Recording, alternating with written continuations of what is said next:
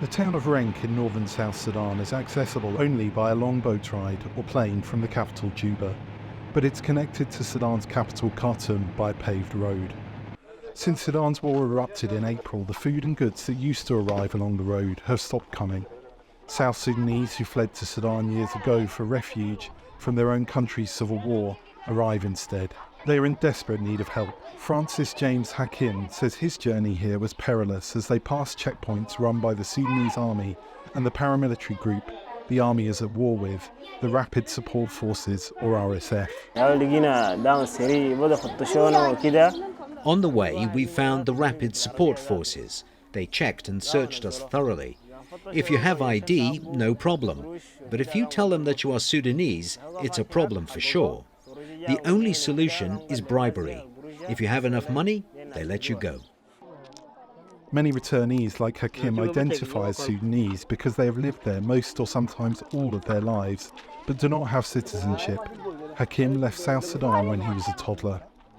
More than 100,000 returnees have arrived in South Sudan, mostly through Renk, since Sudan's conflict began. But having escaped the fighting, they are faced with a new set of problems. Lan Aik is a community leader among the returnees. We came from Khartoum, but the problem facing us now, instead of insecurity, is that we do not have enough to eat. We also have a problem with shelter. It's the rainy season. Everyone here is living without proper shelter. The UN says roughly 1,000 people are arriving to Renk each day, with no end in sight to Sudan's war. Yeah, but we do expect more as we hear that the conflict is intensifying, increasing and spreading across South Kordofan and other parts of Sudan. We are expecting much more. The rains have not helped. They're preparing for cholera. Measles cases have already started being reported. Although the returnees are citizens, the South Sudanese government does not want them to stay in Renk.